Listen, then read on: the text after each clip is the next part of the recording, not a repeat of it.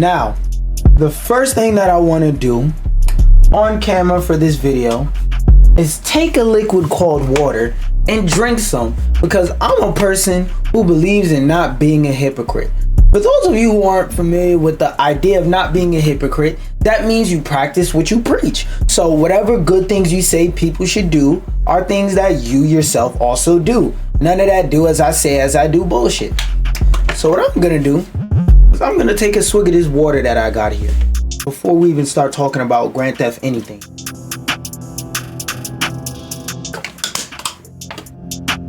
In GTA, what they do is they steal vehicles, not days and years off their life from themselves. Now, let's talk about how Rockstar wants to steal an extra 30 or so dollars from our pocket when they charge us $100 for Grand Theft Auto 6, or just a conversation of could pricing Grand Theft Auto 6th edition, at $100 help save the games in. I personally think the answer to that is hell to the fuck no, but maybe this person will have a compelling argument to convince me so. Because we've been hearing about this conversation, for those who are like deep into the gaming space, for like the last 2-3 years of how much is Grand Theft Auto gonna cost, how much is Grand Theft Auto gonna cost. Because like, if I'm being real, if we're being realistic, could Rockstar realistically charge $100 for Grand Theft Auto 6 and people really reach in their pocket and go, here you go, Rockstar, here you go? People would do that. They could switch, they could make that. Rockstar could definitely price Grand Theft Auto 6 at $100 and it'll still fly off the shelf like hotcakes. All types of hotcakes. And then people are gonna take that $100 and then when it gets released for PC, buy it again. So if you're questioning, would people really pay $100 for Grand Theft Auto 6? The answer is yes, but will it save the game industry is the question that's being asked here. Let's scroll down and see after I make this larger so it's easier to read and see on a playback view. No, I can't scroll it over, so that's the maximum largeness I could have. This is all that negative space on the side of the screen. Anyway, now that we're done talking about spaces that's thinking dirty, video games have never been more prevalent or elaborate. I agree. I'll give you that. The game industry technologically has advanced to a point that it has never been at before. And even though there's not currently a lot of innovation in this space, like, bro, 20-30 years ago, VR wasn't even like 3D. VR was like basic 2D flat images. For those of y'all who don't know what I'm referring to when I say 20-30 years ago, because you probably hear VR and you think the Samsung VR, you think Vive, you think the Apple Vision Quest. You're saying VR 20-30 years ago. Let me introduce you to something called the Virtual Boy. Now, the Virtual Boy was a console made by Nintendo a very, very, very long time ago. It basically looked like this. Oh wait, hold up, because I saw a picture of a game. Yeah, we're gonna pull that up. Where is it? Open image in new tab. So this was the Virtual Boy. You put it on your face. Wait, you put it on your face like a bad bitch. You put it right on your face, right where you could see it. And there was a whole contraption to it. Actually, it is a better picture. Where is it? Open image in new tab. What the fuck? I said open image and it opened some other shit. Okay, there we go. This is a better there's a better picture of it though. So yeah, virtual reality 20 years ago, you had to do like this. You had to crane your neck over. You had to plug this big ass contraption into something, and you had to hold the controller 2 inches away from your face because all it had was this little baby stand, no head strap, no none of that. Just this little baby stand right here. You put it on your table, you crane over, you look into it, you hold on the controller, and all the games were black and red. Not even black and white or black and green, the color black and red. Imagine staring at this for 2 and 3 hours, again, at your kitchen table with your neck craned over like this. Well, I mean, niggas who still play on PS4 in 2025 have that experience of playing on obsolete hardware. But just imagine that. Just imagine your PS4, but if instead you had to do this and hold a controller to do it. That's basically what the Virtual Boy was. So we went from virtual reality to looking like that to now people are doing stuff like, I remember seeing a Vice documentary, I believe, where there are people who are in jail getting real CDLs off of learning how to drive on what you call it, off of like truck driver simulator type games and stuff like that. So technology has came very far. I just wanted to, like, that thought came across my mind. I just wanted to put that out there. But yeah, technology just came far. They got that. That's valid. A new market analyst suggests that breaking the current $70 price barrier on games could help. What? Could help. I think that has something to do with like justifying, make something bad or unsatisfactory better. Yeah, justifying some of the challenge, justifying the $70 price to help alleviate some of the challenges that Grand Theft Auto 6 could be the one to do it. So the way I feel about this is the same way I feel about live service games and Fortnite. All right. So one thing y'all gotta understand, if you don't already, is whenever something is successful, there's gonna be 100 people that pop out the cut and try and copy that success, right? So let's use a rapper as an example. Nas. When Nas came out, everybody in hip hop at the time was doing that digital underground skinny. Jay-Z was doing a skinny nigga on a boat shit. Everybody was rapping fast. Nas came into the game, he started rapping slow. Everybody said, whoa, that's fire. Everybody came out the woodwork rapping slow. Another hip hop example, Playboy Carti, he went onto a mic, he said,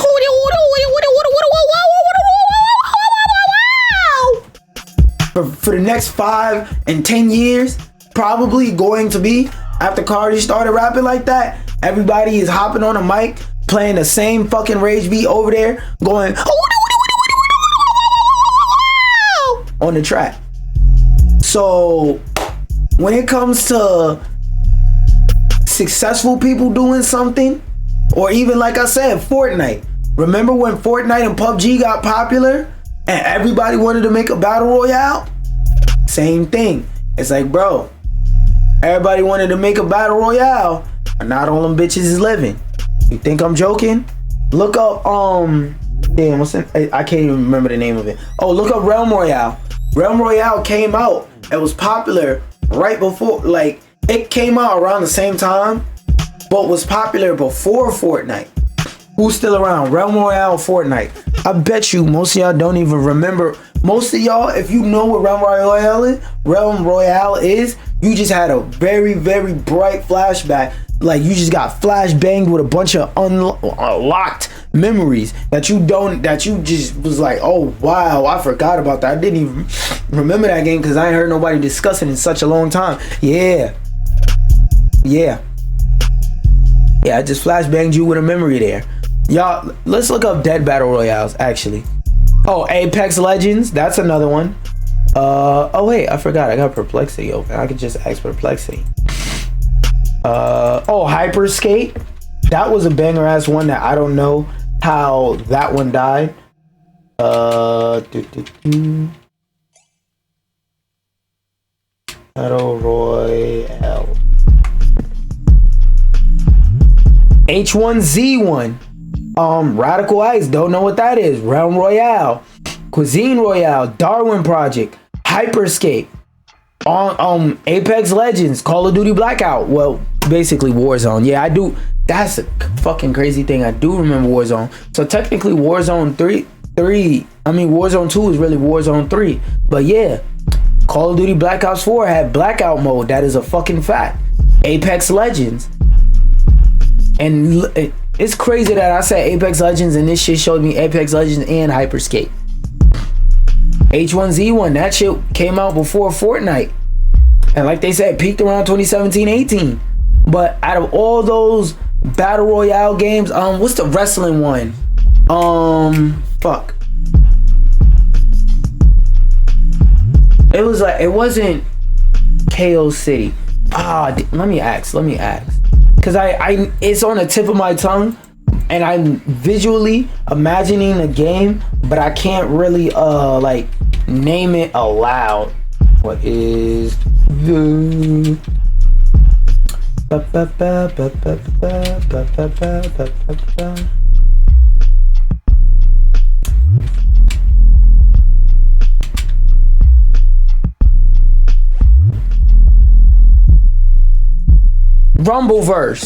Rumbleverse, that's another battle royale that got shut down and fucking failed. So it's like, whenever something happens and makes something popular, yes, they are very right. A lot of niggas start dick riding the wave and start copying. But it's a matter of, are you good at it, number one, and number two, are you able to humble yourself and take an idea out back and shoot it when it's not working? In 2025, GTA 6's impact on player hours and revenues will be mixed as it launches console only and severely cannibalizes hours spent that would go to other titles. Reads a slide from venture capitalist, analyst, and author Matthew Ball's presentation. That's very right. Because we even seen reports earlier, for those of y'all who've been on this channel, we even seen reports early in the year where it was game developers saying like, yo, we're stressed because Rockstar won't announce when they're releasing their game, so we're scared to announce when we're releasing our game because we don't want to drop on the same day as Grand Theft Auto. Think of it as dropping on the same day as a Kendrick Lamar diss. Imagine you dropped a song summer 2024 and it was on the same day Family Matters came out. Imagine you dropped the album the same day Kendrick dropped Family Matters. Imagine, bro. For people who was there, that's gonna be an understatement in a few years. Just for those of y'all who don't realize how time works, that's gonna be an understatement in a few years. But imagine you drop your album, and the day that you drop your album, comes out. I don't give a fuck if you got a 10-star album on a 5-star rating scale. Nobody's listening to your shit over Kendrick. Niggas was playing Kendrick's song. Niggas was playing Kendrick 4 and 5 minute song over 6 times. Playing a 5 minute 6 times, that's what's 5 times 6? 5, 10, 15, 20, 25, 30. Niggas was listening to a 4-minute song for 30 minutes, but won't listen to a 3 or 4 song EP that's like 15 minutes. So that's how locked in people were on his project. On his song, I mean. Same effect with Grand Theft Auto. You don't want to drop on the same day as that. You don't know when it drops, but you don't want to drop on the same day when that drops because nobody's playing your shit. They're going to play the other person's shit. And sometimes as a business, not even as a business, sometimes as a person, sometimes you just got to humble yourself, step to the side, and either go, I'm just not that guy, or I need to get in a position where I don't need to step to the side if something like this was to happen again. But there is hope that Take-Two will price GTA 6 at $80 or even $100, thereby breaking a key price barrier and enabling the rest of the market to move up too. I don't like this. You know why I don't like this? Because it already takes long enough for all these bullshit games to go on sale, right? That's one reason why I don't like this. Another reason why I don't like the price for gaming going up and up and up is, even though I understand there's factors at play such as inflation, such as like inflated costs, such as overcharging. So if you're getting overcharged, that means it's more expensive for you to make a product, so you now have to charge higher. Now that I understand we understand that stuff like that is at play, I still don't believe that the industry standard price should raise to $80. And if anything, I think indie developers, if Grand Theft Auto 6 does come out and make it so that now all new games, $80 off rip, right? What I think indie developers should take out of this is to price their games even lower. Why do I say that? Because if people don't see you on the same level as a AAA, they're not willing to pay the same AAA prices that they would for Grand Theft Auto 6. Grand Theft Auto 6 can break industry precedent and charge people more than the game is worth because they know people are willing to pay it. And Business 101 is not about what you should or shouldn't charge. It's about what the customer will pay. Sometimes you have a product that's worth $25 and the customer's only willing to pay $20. Your job is to figure out how to make that cost $15 so you could profit $5. How you do that, that's on you. But it's your job to figure that out. On the other end of the spectrum, sometimes you got a product that's worth $25 and you want to charge $50. Why? Because the consumer will pay $50. Why not let them? Why would you turn down more money for the same product, for the same service? You're literally doubling your profits.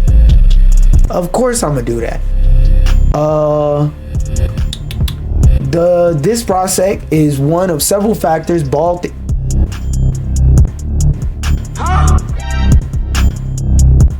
thinks could help contribute to the future growth of the gaming industry.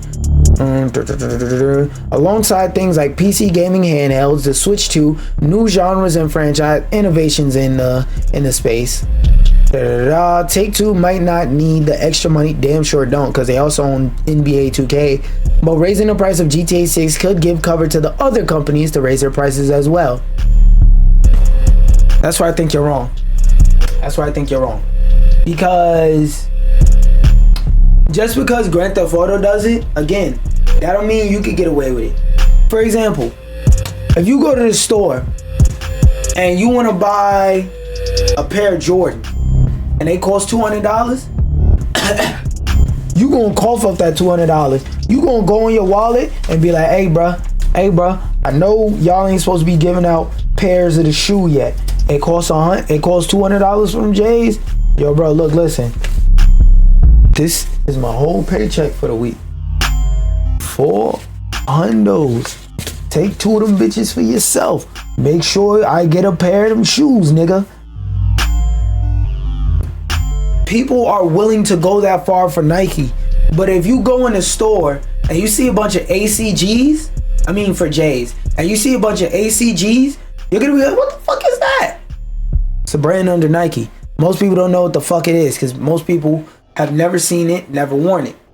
So if you go in the store and they're charging $300 for some ACGs, your first reaction isn't gonna be, well, are they worth $300? No, your first reaction is gonna be, Nike J's cost $200. Why would I pay $300 for this?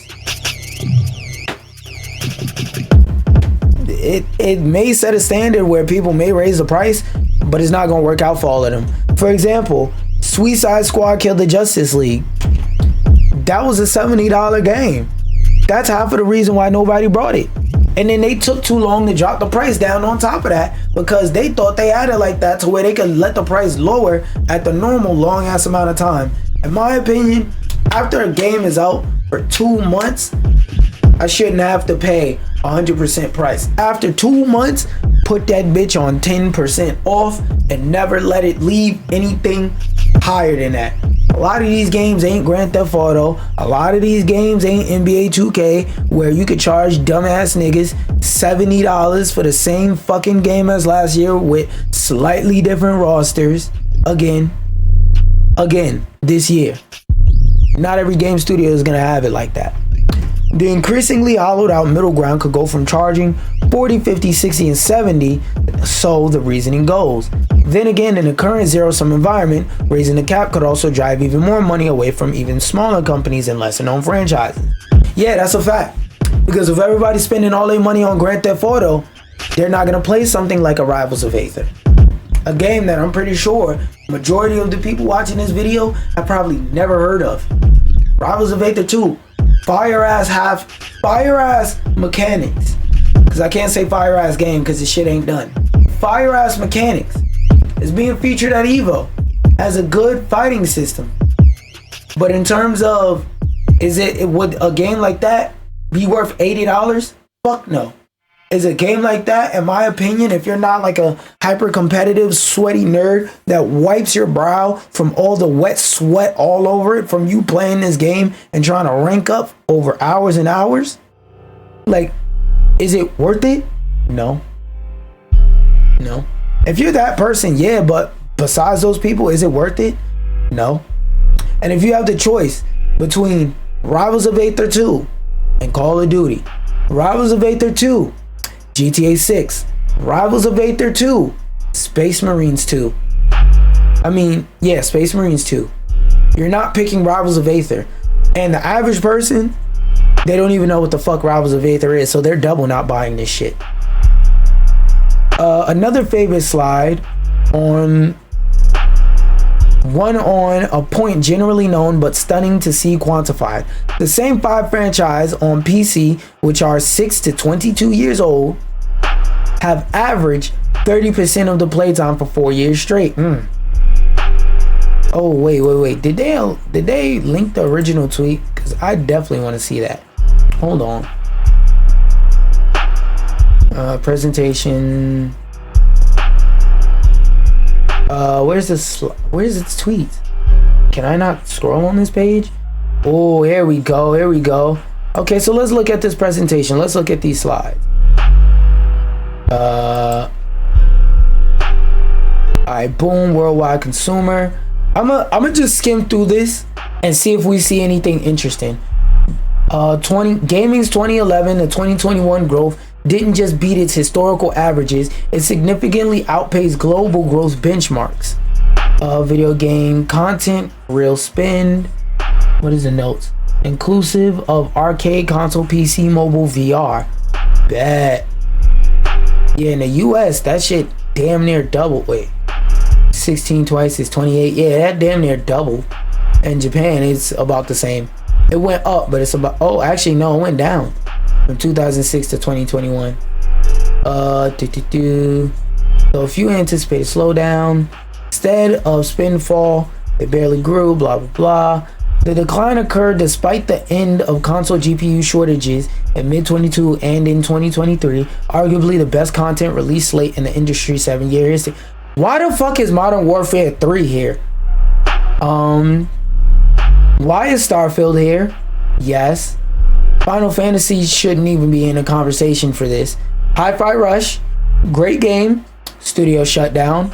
Modern Warfare 3, why are you here? I don't know what this is, but maybe Hidden Banger. Yeah. Fortnite OG, I'll let you have that. Phantom Liberty, Alan Wake, I'll let you have those.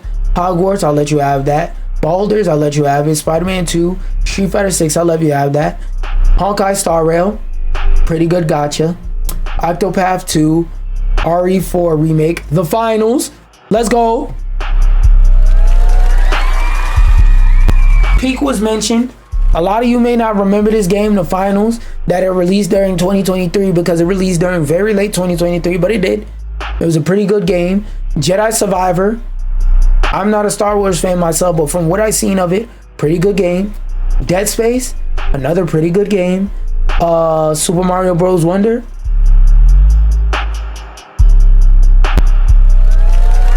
Another pretty good 2D scroller, Super Mario. I've never played, touched, or watched Dave the Diver, but the couple people I know that are Dave the Diver fans, they foam at the mouth anytime this shit is mentioned. I've never played Monopoly Go either, but a lot of people love that. Another fucking Forza game, and then a Metroid remaster. So yeah, this has a lot of bangers in the lineup. There's clearly a couple obviously weak industries and inclusions is what I was trying to say. I don't know how industries came up, but yeah, 2023 was a good year for gaming. There's a lot of bangers in here. Like I said, why is Modern Warfare here? But everything else here is, I at least, well, except for this one and Starfield. This one, only because I don't know what the fuck it is, but I know for sure that Modern Warfare 3 and Starfield shouldn't be up here. You know what? Modern Warfare 3 and and that other shit are up there, they're very polar bear. What does that mean? Well, let me show you a meme that will explain it. Yeah, I'm bugging. I'm like, wait a minute. Why did I put TEA? That just feels wrong. Y'all ever seen this meme? Y'all ever seen this meme? What the hell is a polar bear doing in Arlington, Texas? Whenever I'm looking at a list and I say something looks polar bear, that's what I mean.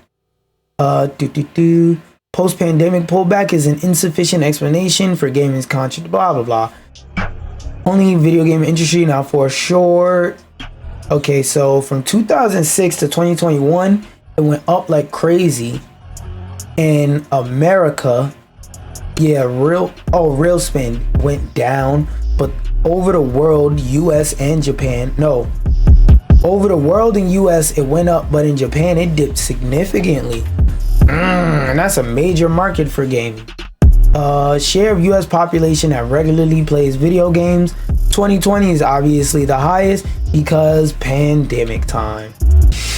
The shortfall of players' dollars and hours versus forecasts and even versus 2021 has led to an unprecedented number of commercial disappointments or flops. Yeah, there's a lot of shit in here. X the Packet, y'all know how I feel about that game. Forspoken. I love Forspoken. I love Forspoken. I love Forspoken. But when people say Forspoken is ass, I can't really get mad at them.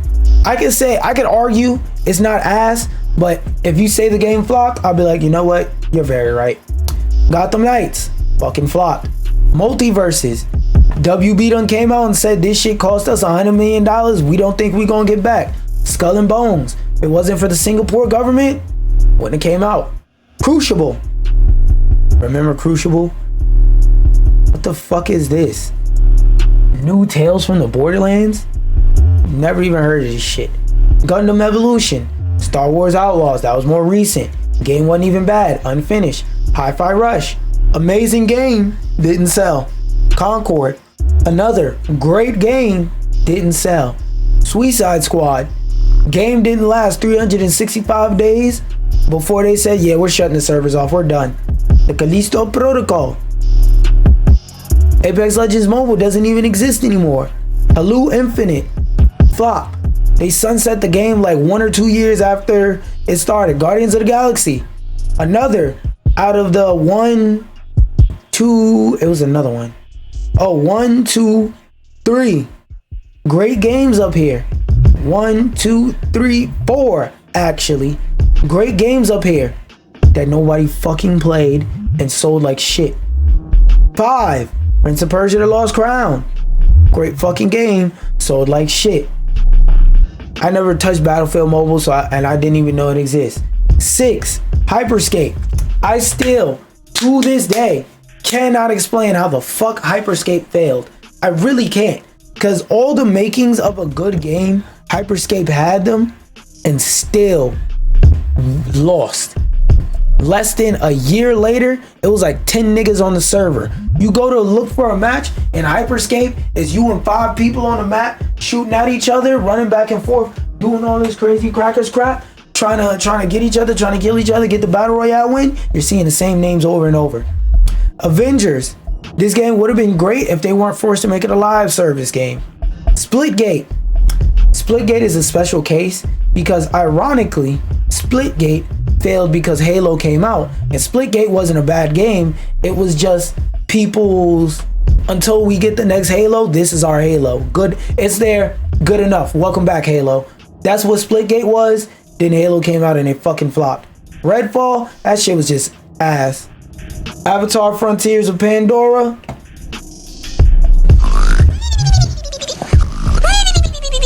And then I don't even know what the fuck Blue Protocol is, but I know what my Blue Protocol, I swear to God I didn't plan that, when I pick up this bottle and drink some water is.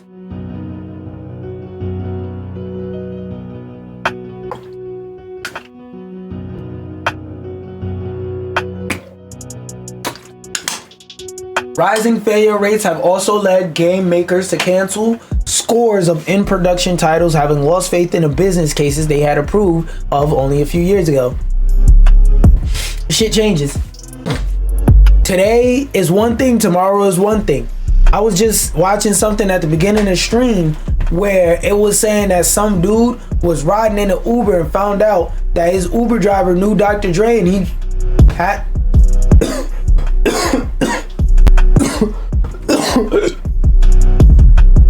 God damn. But I saw something on my Instagram on Zitter where it was saying dude hopped in an Uber and found out his Uber driver knew Dr. Dre, and he sent like 3 songs or some shit like that to Dr. Dre just by getting in the right Uber.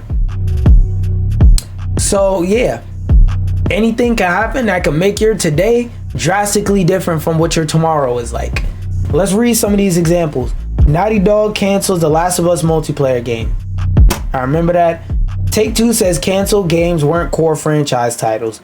The publisher release slate has dropped by 12 titles following those cancellations. New Deus Ex game reportedly got canceled by that gaming company. Bandai Namco reveals it canceled at least 5 in development games.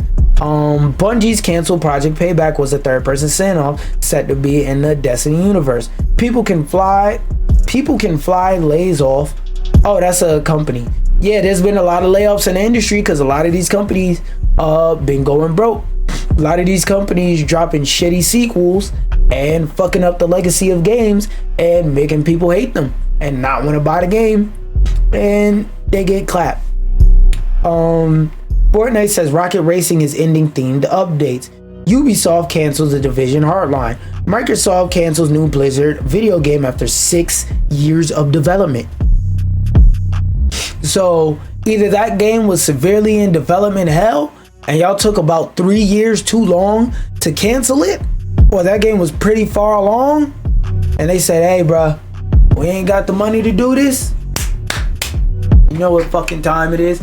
Everybody, unplug your keyboard, wrap it up. All those decorations on your desk, put them shits in a box, walk to the left, go home. It's done, over, donezo. We can't afford this, so you gonna have to figure out how you afford your lifestyle over there. Let's keep going. And VC content, I don't know what that means.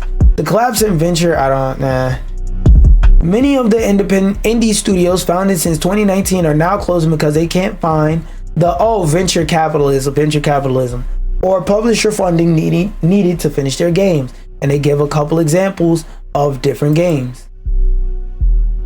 15 of 200? Oh hell no, I thought it said 21. My dumbass didn't read. Well, we'll look at 24 slides, okay? Index, that's stock prices. Behind the headline, layoffs, blah, blah, blah. So what's going on? No industry has a right to grow several times faster than global real GDP alone for a decade. Gaming has achieved it through several concurrent growth engines. Mobile, free-to-play plus microtransactions, live service, cross-platform, battle royales, battle passes, UGC platforms, I don't know what that means, social gaming, social game services, COVID boost. Oh my God.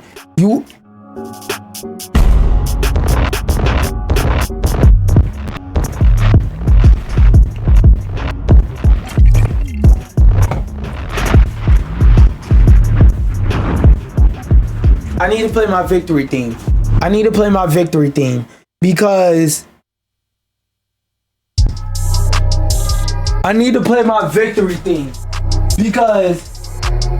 how many times have I sat on this stream? I don't even know the number.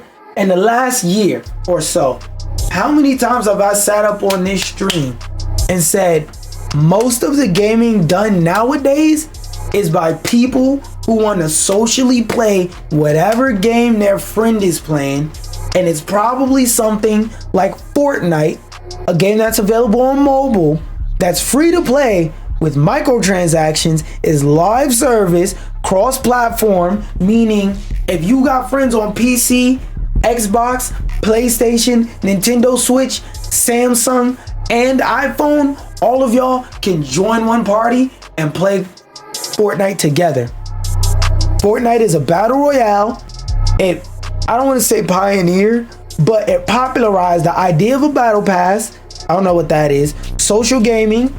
What was always the thing I say? Most people who play video games now that are on the younger side, they don't play games because they're gaming enthusiasts. They play games specifically because me and my friend gonna hop on the game and talk about whatever and have the game be the background. They don't play Fortnite because they're social gamers. They play Fortnite because all their friends are on Fortnite. They play Fortnite because all the bad bitches is on Fortnite. They play Fortnite because they nigga is on Fortnite and they want to bond with they nigga. People play these games for social reasons now. They don't play the game because they fuck with gaming. They play it because, like I said, their boyfriend plays video games, so maybe they're smart enough to say, you know what, instead of going, oh, my man is childish, my man is childish, my man is childish, let me grab a controller, play the game with him, and see what he likes about this game so much and talk with him about the game and on the game so that I can get closer to him. Social game services, same thing that I just described. COVID boost, y'all can't see it, but I'm gonna turn my camera on for 1 second. Boom. Pause if y'all would like to read. But COVID boost, yes, most definitely. People absolutely loved gaming or fell in love with gaming during the coronavirus pandemic. But the simple fact, everybody was locked in the house. Everybody was in the crib and they couldn't leave. What the fuck else was we gonna do? We couldn't go outside. We couldn't go to the store. Niggas had to use DoorDash. If you did go to the store, you had to have a mask this fucking big and strong on your face, all over your head, covering your eyesight. You can't even see where you going and all that. Every store you went into, and even when you was outside, people didn't even know that when you get outside, it's 3 feet, not 6 feet. Niggas talking to people up the block like this, arguing about touching niggas with their hands and all that. So yes, COVID was a great boost. COVID is the reason why a lot of these studios are going broke, because a lot of them saw the jumping people playing the games because they had nothing else to do, and they thought, oh, we about to make some motherfucking money in this bitch. Oh yeah. They weren't about to make some motherfucking money in this bitch. They fucked themselves over, and this is something that happened across the tech industry in general. They fucked themselves over by overhiring, especially overhiring people remote, because guess what? Now they got to keep paying all these people. But as you've seen in the other graphs and charts earlier, the amount of people they have did this rapidly because their money was doing this and going up even more rapidly. Now the amount of people they have is doing like this because the amount of money, this is the amount of people, this is the amount of money. If the money dipped, the amount of people they have on staff, the amount of games they making, inevitably is gonna dip. Built mobile, billions of new players and new hours per day to play. Yeah, because everybody keeps their phone with them. What do I always say? $1,000 machine, $500, however many dollar machine that people keep in their pocket every day that they don't know how to use, but that people keep in their pocket every day. You could legit run in damn near any game off the PlayStation 2, the GameCube, half of the Wii library, the not Switch, the PlayStation 1, 2, a good portion of the Wii library, all of the GameCube library, NES, SNES, Neo Geo, Sega, Saturn, Genesis, and the other one is 3 Sega machines, Saturn, Genesis, and there's another one. And that's just what I could think of off the top of my head. There's thousands of games per console. So even though it's more than 1,000, I just named you 10 games. That's 10,000 games that you could play on mobile before we even get to other kinds of consoles, before we get to mobile games and stuff like that. I mean, y'all can read all this if y'all want. I'll turn my head off so y'all can see the rest of the graph. But yeah, that's just taking it. Oh. What's the main one that I always mention? That's right there in the middle. Fortnite, Roblox, Call of Duty. A lot of these, a lot of these are popular with certain demographics and stuff like that. Like, if you're from America, you have no idea what the fuck Free Fire is. It's one of those, trust me, bro, that game is really popular overseas. Fortnite, y'all know. Call of Duty, Minecraft, a lot of people don't realize it, but Minecraft fits a lot of this criteria. Among Us, game that will never die since 2020, which I'm not saying it should or anything like that. I'm just saying it's just not. Apex Legends, Genshin Impact, Gotcha, PUBG, the game your mom and your grandmom plays. Yet the old growth engines are mostly exhausted. There are very few high-value mobile players left to add, no new playtime to find, few games to add, battle passes, etc. Yeah, that's another problem in the gaming space that I've mentioned over and over. Everybody wants to drop a new live service game, but you gotta remember, there's people who buy PlayStations just to play Fortnite. There's people who buy PlayStations just so every year until the next PlayStation comes out, they'll be able to play 2K on the latest hardware. You may have a hard time believing it, but those people do exist. There's people that there's people that aren't into too many games. They buy a PlayStation and that bitch is a Netflix machine mostly.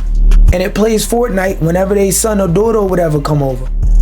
So you gotta keep in mind that, again, most people who play games, right, like on the younger side, are not gaming enthusiasts. They play video games because their friends are. It's a social thing. And the many would-be growth engines like cloud gaming, potential, because not a lot of people can afford to buy $400 or $500 consoles every year. That's why, like, I remember back when I was younger, having more than one gaming platform was like a fucking fantasy for only the richest of people. Now, if you build a PC and buy a Nintendo Switch, you pretty much got access to all the games. And really, you only need to build a PC. And it's even more affordable. Well, with Trump coming in office, at the time of this recording, it's even more affordable than ever to get into PC gaming. On top of the fact that not only is it easy to get into PC gaming, it's also easy to get into console gaming because you just buy a PlayStation and you get access to so much stuff. It's crazy. AR, VR, and LBE. What the fuck is LBE? I don't know what that is. New game genres to be discovered. Esports, essentially as free marketing. Game esports and betting. Oh God. Crypto, Web3, NFTs, App Store regulation, blah, blah, blah. So I read a bit of that. I might make a whole, fuck it. We'll skim through some more. Meanwhile, the industry is facing many new challenges while all the old challenges have intensified. End of mobile user growth. Yeah, everybody that has already is. Rise of social video, worsening discovery. Again, if I'm already playing Fortnite, I don't want to play another game that's like Fortnite, and I don't want to play a game that's not Fortnite, unless it's in Fortnite. Rising user acquisition costs, inflationary pricing, black hole games, blah, blah, blah. The mobile marketplace, review of AR and VR forecast, don't care. How much and where console PC has grown. Okay, that's the part I want to see. Don't give a fuck about mobile. All right, so from the 5th generation of consoles, which is 95 to 2000, about 100 million, 150 million was sold, all the way up to now, generation 8, 2013, damn near 300 million sold. Damn. Anything interesting? Regional console sales, don't give a fuck. Proportion of gross software content. Nintendo's annual hardware sales by platform type. Oh yeah, the Switch definitely jettisoned later in its like around COVID, because in the year 2020, when PlayStation 5 and Xbox Series came out, it was really hard to get one. So the sales for PS4, the sales for PS5 didn't exist yet, because nobody could get one because they couldn't manufacture enough because of the whole pandemic. Same thing with Xbox, even though they were a little more makeable. Switch was already on the shelf. So if somebody got $200 $200 to burn, they want a gaming console, and they walk into a GameStop, they're gonna buy a Switch because they know they're gonna get it. Mega hit, blah, blah, blah, blah, blah, blah. PC is a big bright spot, adding 65 more content spin than living room console since 2011. Makes sense because more people are buying PCs more than ever, like I said. All right, let's read the advantages and disadvantages of having and owning a PC. PC, much larger library than any one console or all consoles combined, with near full backwards compatibility. This is a fucking fact. I can right now play a game from 2001 on my computer that I built in 2020. You cannot do that with a PlayStation 6. You cannot play in what's an OG game? You cannot take a PS2 San Andreas disc and play it in a modern PS2 if that in a modern PS6 if that bitch even works still. If it don't got a lot of scratches on the back. Fact. Much larger social graph than any one console and often reaching into consoles. True. I know a lot of people who have a that just fried my brain just now. But I know a lot of people that build a PC and have a console, but I don't know. Let me rephrase that so it makes more sense. Damn near 100% of people who play on PC also have some type of console. It is rare for people who mainly play games on console to also have a PC, because more likely than not, if you buy a PC, you're gonna want to use it. That bitch is expensive, okay? And it's supposed to last longer and it's harder to take care of. That bitch is expensive. You're gonna want to use it. You're gonna want to boot up and play some games on that rig that you went out of your way to spend $1,000 on. Eventually, you're gonna convert over to being a PC player. So yes, it would make sense. It does make sense that, like I said, console players are less likely to have a PC than PC players are to have a console. And even with that, I know plenty of people who built the PC in like 2018 and they was like, yeah, I don't have a PS5. I can't play games like Astro Bot, Stellar Blade because I don't have a PlayStation. I have a PC. There's no reason to build a PS5. All the games come to PC. All the exclusives come to PC anyway. So the fuck. Ability to multitask. Yeah, it's really hard and really annoying to listen to music and play the game if all you have is a console. It's a fact. A lower entry price point than consoles and higher top of the range performance than the high performance consoles. I wouldn't say it's a lower entry price. Well, actually, if you count laptops, if you count like gaming laptops that aren't actually shit and at a reasonable price, like a good $400 laptop, then yeah. Greater competitive capability, that varies by genre. Ability to play nearly every early access title and early access. That is true. I don't know any major multiplayer game that had a beta that didn't have access to that beta on PC, but I do know that a lot of you aren't drinking water and that my throat feels dry, so I'm about to drink some water right before I read the intensifying PC advantages.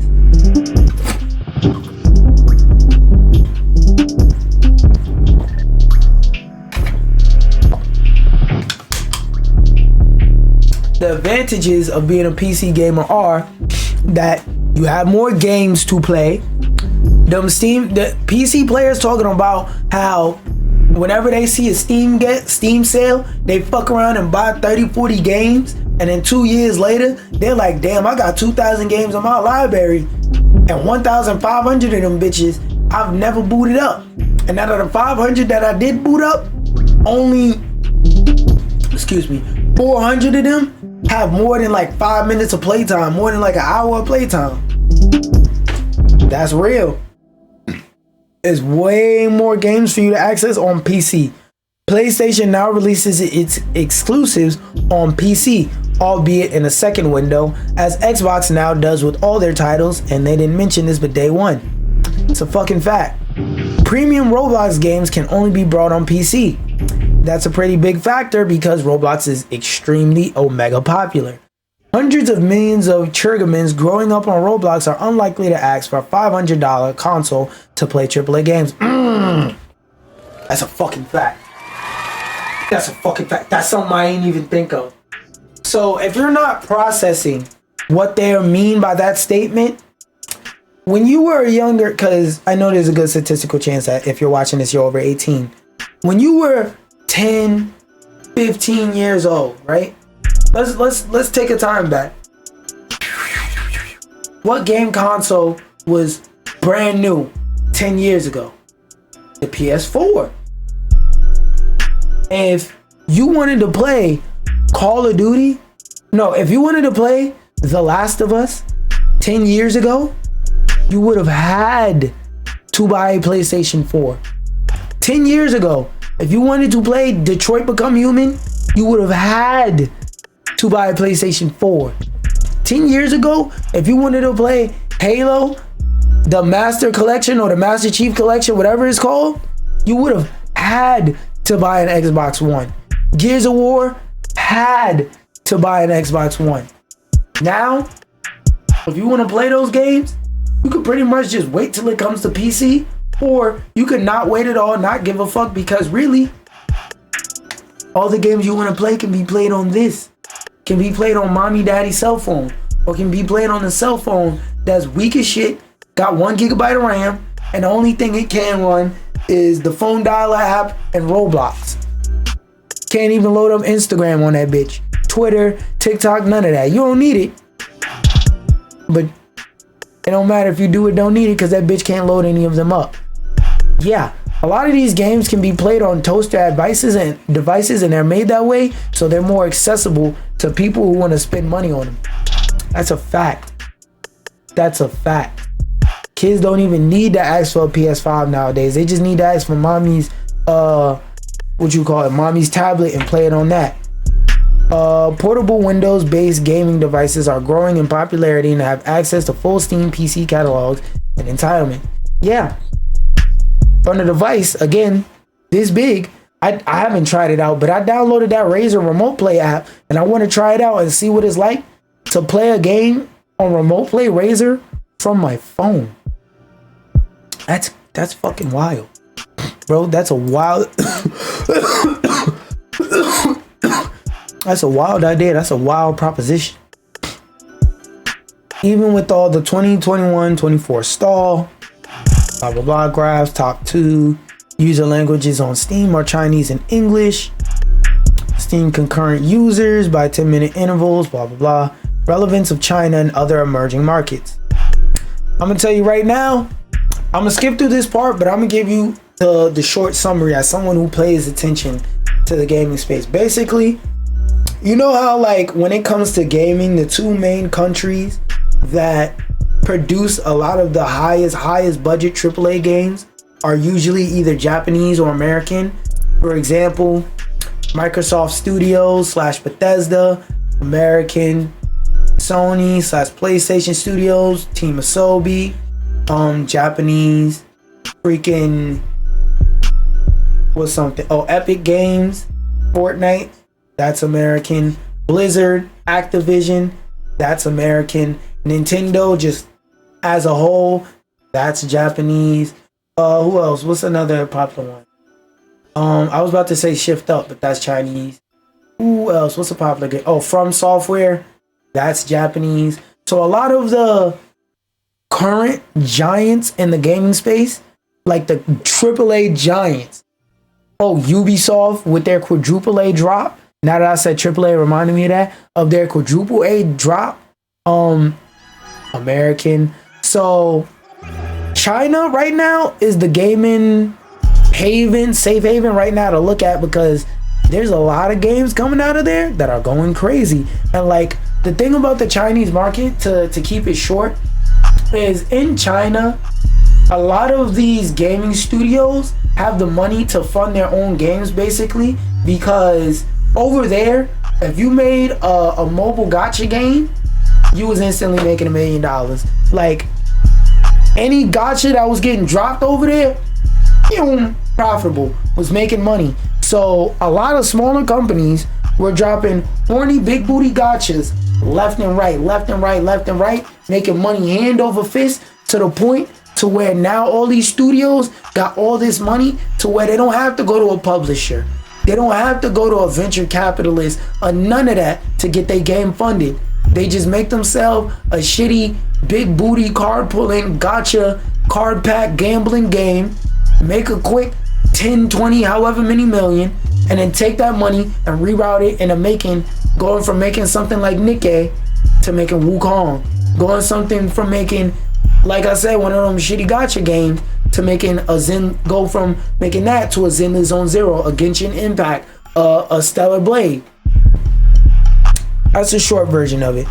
Oh look, they mentioned Black Myth. Black Myth Wukong, made by Chinese developer Game Science, is based on the 16th century Chinese folktale, the Monkey King Wukong, and is set to a world of gods from the Chinese pantheon, intermixed with famous real-world Chinese landmarks and locations. Game is China written all over it. If I see anything interesting, I'll stop on it. What is that? Worldwide consumer spending on video game content. China spend on domestic games made up 27%.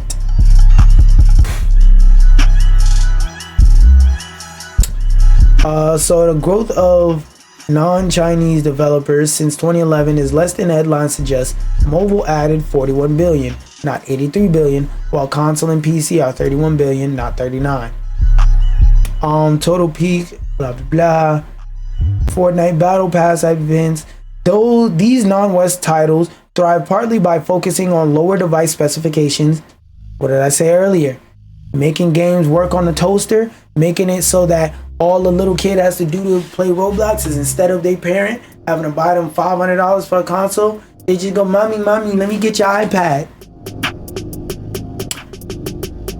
But also by investing and prioritizing different cultural events and tones. Yeah.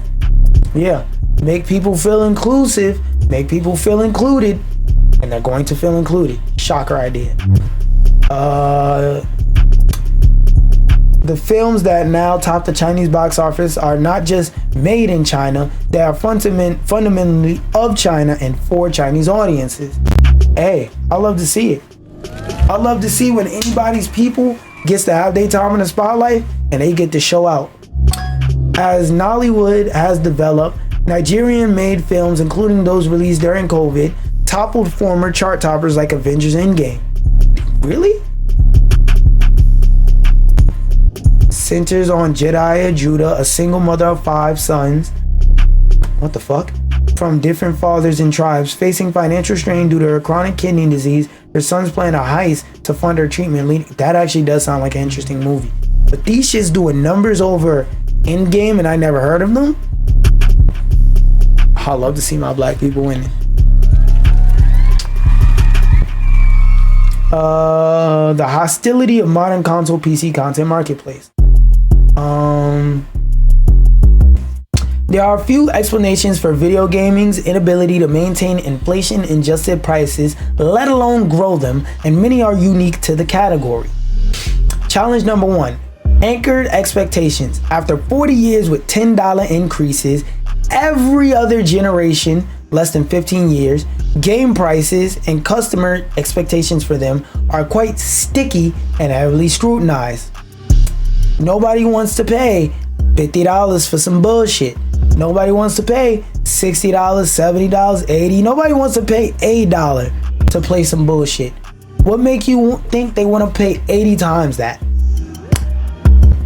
Publishers lose billions annually in private game trades, sales, and piracy. 99%, not 99, I'll say 90% of gaming piracy is a service issue.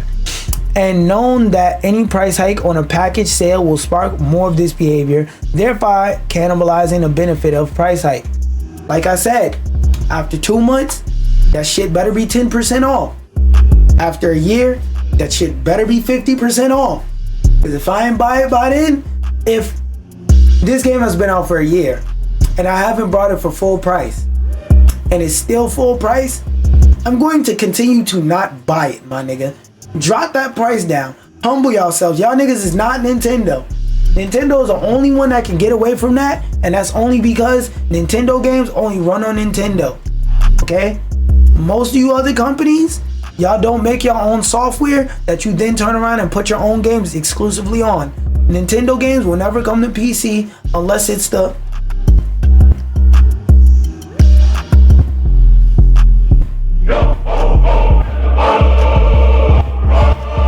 way. What was I saying?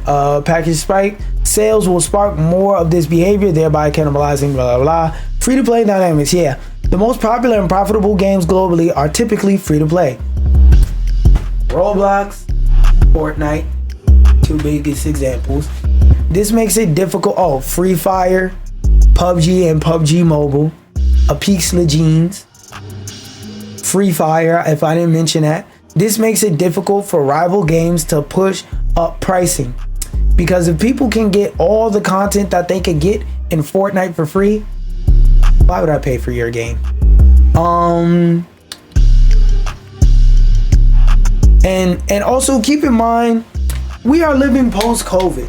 It's a lot of people that ain't got a lot of cash. It's a lot of people that strapped for money. A lot of people that can't afford.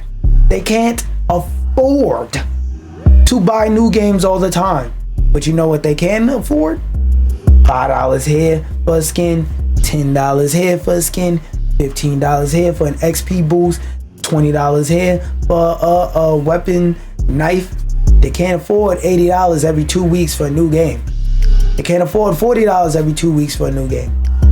But they can afford $40 in a month for microtransactions in a game that they already have probably 1,000+ hours on. That's also free to play. This makes it difficult for rival games to push up. Free to play also constrains consumer perceptions on what great games should cost. Yeah. I've heard people say that they refuse to buy Shadow of the Erdtree or Elden Ring because it costs money. And they would be much more comfortable if the game was free. People's brains are fucking fried. Go back to that Concord video. Every time I talk about live service games, I reference that Concord video because so much of the stuff I said in there keeps proving itself to be true. People's brains are fried. If your game's not free, half of the people that play video games, you just price them out. Even if your shit is $1, you just price them niggas out. DLC tends to have far better economics than the base game. Why? Because if they have the base game and they buy the DLC, if they have the base game, all right, I'm saying this wrong.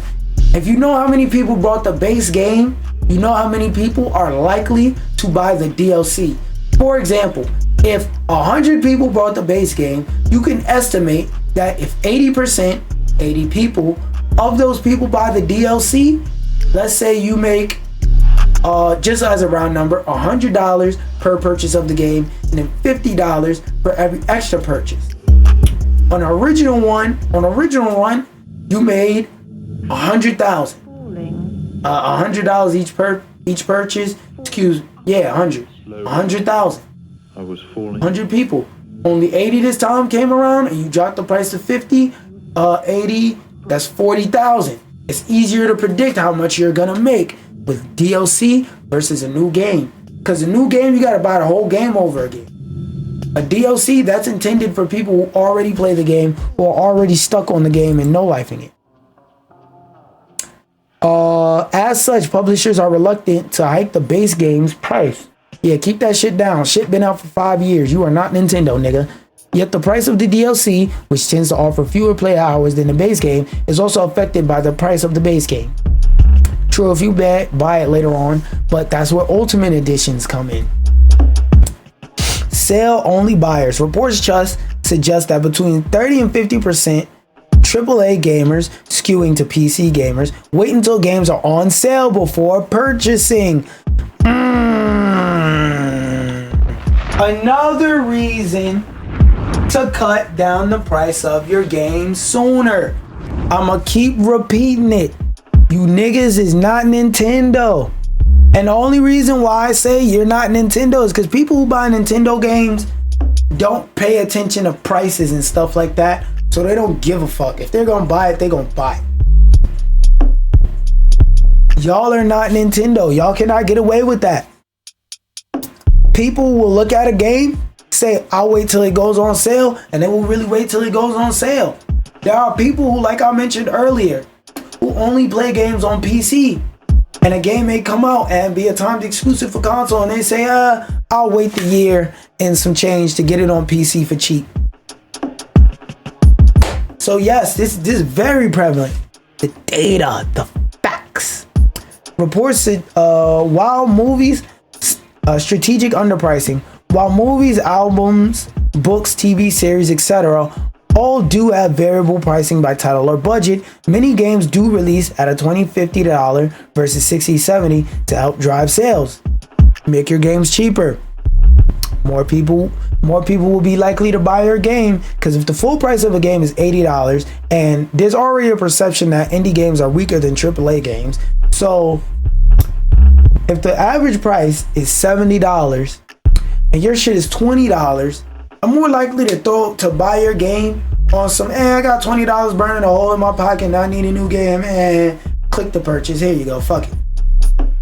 You're more likely to get a lot of customers that way. So yes, it's nothing but facts. Nothing but facts. Worst console plus PC is experiencing ongoing engagement decreases. Even so-called hardcore gamers are increasingly shifting time to other forms of leisure. Yeah, because for 2, almost 3 years straight, they did nothing but sit on the game. 2020, 2021, and a good portion of 2022. Niggas was inside the house on the game. They started coming outside en masse last year, 2023. You know what happens when you're outside? When you're touching grass, you're not touching your controller, playing your game. You know what happened in 2024? When everybody was outside, again, fully integrated, touching grass, they got the fuck off the game that they wasn't playing before 2020. Yeah, this makes sense. Especially among adults, this double makes sense. A lot of niggas now, they went from waking up, going to log into work, to having to get up, get dressed, put on a suit and tie or shirt and jeans or fucking slacks and an apron, and physically walk their ass to their place of business to go work. So yeah, or physically going back to school. So yeah, it's dropped significantly. The AA, AAA game segment player playtime and pricing struggles are a surprise. How? Who wouldn't have bet on high fidelity gaming if they seen the games of 2024 and 94? So like 30, 40 years ago. Improvements in game fidelity, scale, and capability have led to a massive increase in resources required to build such a game. Simple solution to this one: you don't have to focus more on the art style of the game than making the game super ultra realistic HD graphics. Focus on providing us gamers with better art styles to look at. And that don't mean that as soon as you make a realistic game, all you gotta do is slap a cell shading filter over it and everything looks fine, everything looks great. No, actually care about the art design and art direction of your game and emphasize it. It's the reason why a game like Tekken 4 still looks beautiful in this day and age, despite not being up to par and up to snuff with the way that models look in modern day games. It's the reason why games like Tekken 1 and 2 still look great nowadays. Virtua Fighter, Metal Gear Solid. It's the reason why older games can still look good. Oh, Fight Night is another one. Art style matters most. Franchises that cost $50 million per title only 15 years ago now run $200 to $500 million or more to develop. So let's look. Call of Duty Modern Warfare 2. Did they have both of them on here? Did they have Modern Warfare 1? So Call of Duty Modern Warfare 2 in 2009 cost less than $50 million to make. But in 2019, 10 years later, to make essentially the same game, it costs $500 million to remake the same fucking game that they made in 2009 in a modern day sense. The Last of Us Part 2 that came out in 2020 costs over 200 million to make. Spider-Man 1 in 2019 cost 100 million, but Spider-Man 2, a game that was less functionally fleshed out, cost 300 million just to release it 3 years later. It's fucking wild. Oh wait, why? That's not the one I meant to press. It's fucking wild when you think about it. Steam game releases by year. Look at this. Less than 4,000 10-ish years ago. 2013, less than 2,000 yearly games were being released on Steam. By 2023, we got over 2 times that. We got over 2 times 2 that. Okay, do PEMDAS. Figure out how much that is. You're still too low. Total video game content development speed. Major A package video game releases targeting roughly the same player. Yup. What do I? Hold up. Before I turn my camera off and move it so y'all can see it.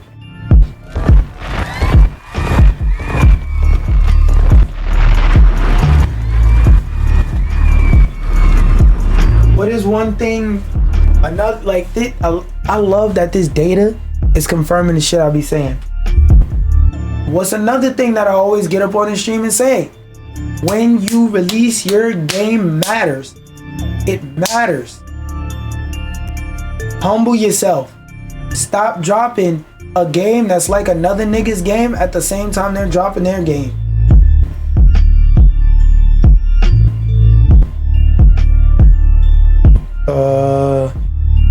And the top 10 games in a given year, well, they're almost always the top games in any given year. Best-selling package games by year by package sale revenues. Call of Duty 2011, Call of Duty Modern Warfare 3. 2012, Call of Duty Black Ops 2. 2013, Grand Theft Auto 5. What's in second, even though this game sucked? Call of Duty Ghosts. 2014, Call of Duty Advanced Warfare. 15, Black Ops 3. 16, Infinite Warfare. 17, World War II. 18, Red Dead Redemption 2. Second is Call of Duty Black Ops 4, even though that shit sucked. 19, Modern Warfare. Call of Duty Black Ops Cold War was in number 1, and then Call of Duty Modern Warfare was in second. So in 2020, Call of Duty took the top 2 spots.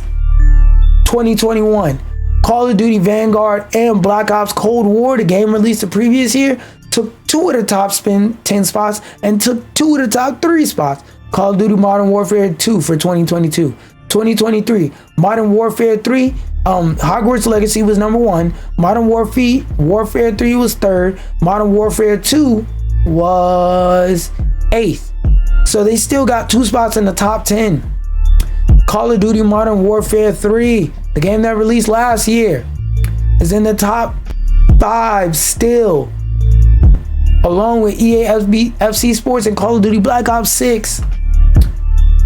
Let's see what other game is frequently up there. Oh look, NBA 2K12 is number 12 for 2011. For 2012, number 6.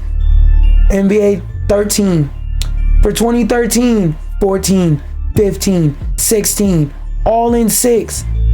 NBA 2K17, one of the more beloved 2Ks. 4, one of the most hated 2Ks. 2K18, 2nd. 19, 3rd. 20, 2nd. 21, 3rd. 22, 2nd. 23, 3rd. 24, fucking 5th. And wow, I'm surprised it didn't. Well, 2024. Nah, this was made after 2024. I'm surprised it doesn't show up in 2024. Yeah, it doesn't show up in 2024. 2011, Madden 12. 12, we got 13 at 3. Madden NFL 25, 98 through 2014. 3rd, 15 and 14 at 4th. 16, 17 at 5th. 18 back up to 4th. 5th again. 19, 3rd. Madden 20 in 2019. 5th, NFL 21. 4th, 22 and 23. 3rd, 24. EA's FC Sports, college football, number 1 last year, but traditional Madden was number 6.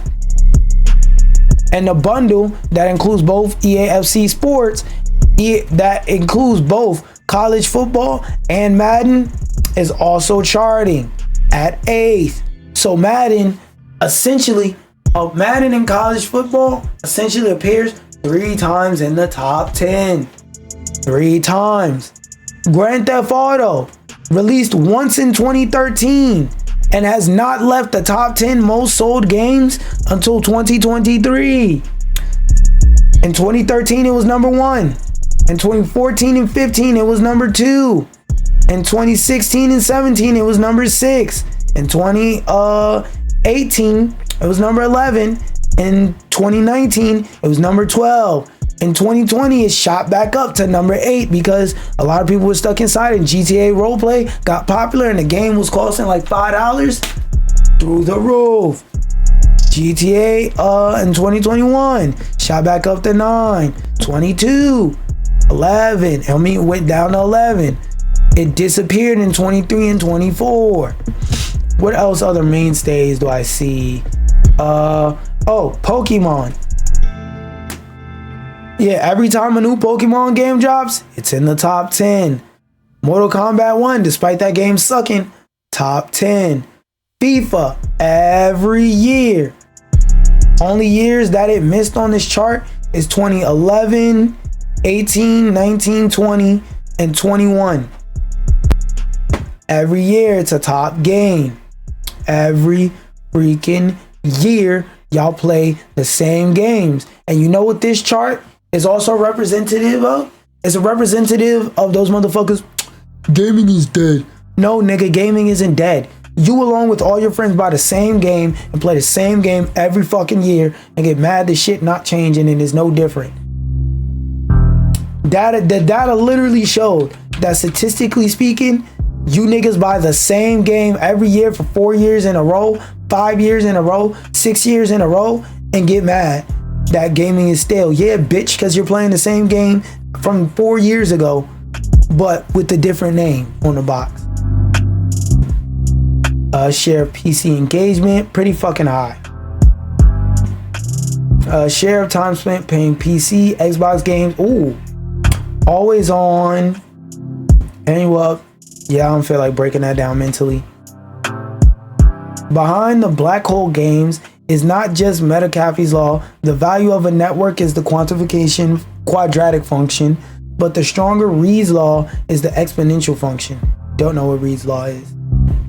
Reed's law observes network strength on network size as well as a group of subgroup information. An A+ game that lacks a player squad is no A+ game. AKA, everything's more fun with your friends.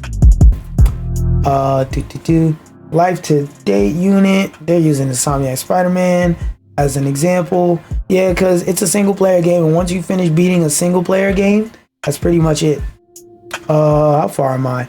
114 of 200. Let's go. Let's see if there's anything more interesting. Why do so many titles miss internal expectations? Because the expectations are higher than what it really should be. That's why. Prompting nearly every platform publisher to start aggressively pursuing customers on every channel. Xbox straight up puts their games on other consoles now. They don't give a fuck if it's an Xbox exclusive, and there's rumors they're ready to do the same shit with Halo. Makes sense, nigga. They're a business at the end of the day. They're trying to make money. And without new growth engines, the video game market is stuck in a vicious cycle. Stagnant with revenues because the costs are rising, but not the profits. Falling profits and more big failures. Less investment and risk taking. Meaning, we want original IPs. We say we want original IPs, I should say. But you know what the market says? You know what the spending money says? The spending money says niggas don't want a new innovative first-person shooter. Niggas want to play Call of Duty again. So, any studio they have under them that don't want to release Call of Duty, they say, okay, cool. Go do that shit on your own fucking time. Get the fuck out my office with that bullshit. You talking about you want to make your own original game. Get the fuck out of here. Get the fuck out here. Let's look at Assassin's Creed versus Prince of Persia Lost Crown. The last Prince of Persia game was like 5-6 years ago, before the Lost Crown. The last Call of Duty game was last year. Which game has a higher player count? Which game made more money? Which game has a studio that's still open? Which game was award winning? Fewer new hits and innovations. No to low player or playtime growth, because players are tired of sequels. Not everything needs a sequel. So we spend less. Know this one? Yeah, it's a classic. I can't believe you have it. First, it's important to recognize that while low growth is a challenge for everyone, especially the largest players, new studios and franchises are emerging. Yes, Marvel Rivals, Power World, Helldivers, Gorilla Tag, which was made by one nigga. Lethal Company, made by one nigga. Manor Lords, made by one nigga. We got Genshin, Star Rail, those shit should be next to each other. That's the same fucking thing. But Honkai Star Rail, Genshin Impact, Elden Ring, Wukong, Valorant. They're new stars that are rising against the tides, but they do have a lot of things in common.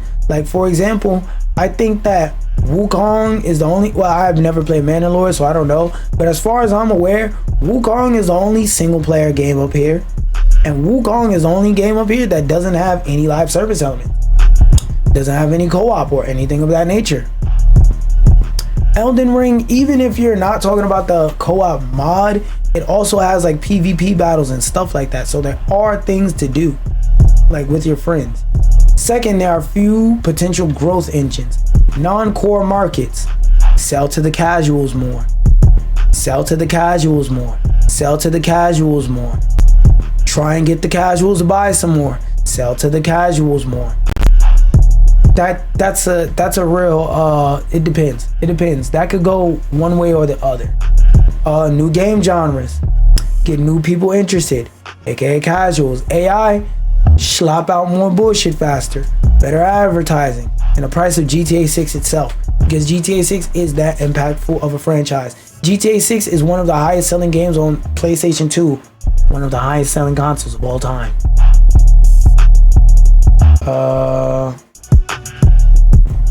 This is them showing more in-depth breakdown shit. Roblox's engines and data are now surprisingly blah blah blah. They're saying how crazy the stuff you can do on Roblox is. I want to get to the GTA part.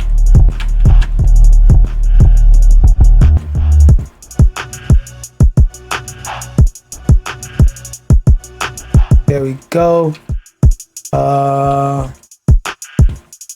Let's look at the GTA. GTA's impact, blah blah blah. Could re-establish packaged video games price after decades of deflation despite rampant cost growth. And yeah, that's just the credits and shit. And yeah, that was a good ass read. I did not expect the Grand Theft Auto article to take me that far. Yes. I don't even think I need to read the rest of this article. I think that's a whole video on its own where I was just yapping for an hour and change. Moral of the story, video game market is in trouble. We're not in, some people are being dramatic and saying we're in risk of another crash in the video game industry like I think it was 88, like in the 1980s. No, that's not what's happening. But what is happening is the market is drastically changing, in some ways for the better, some ways for the worse. It's just a natural progression of things, the way that things are. I think the biggest takeaway from this is audiences don't know what they want. People say they want one thing, and then their dollars, where all the money is at, show something different. I think another thing that really this shows, like the second takeaway, biggest takeaway, is stop assuming that the only people that play video games are kids. That's an obsolete idea. Yes, there are a lot of kids that play video games, but there are very few kids that are specifically video game enthusiasts. Like my generation and before, I'm old as fuck, dog. My generation and before is like the last generation of people who are enthusiasts for gaming. A lot of the people who play games out here nowadays, they just play a game because it's popular to talk. It's popular, it's cool. And there's nothing wrong with that. But that's just what the market is now.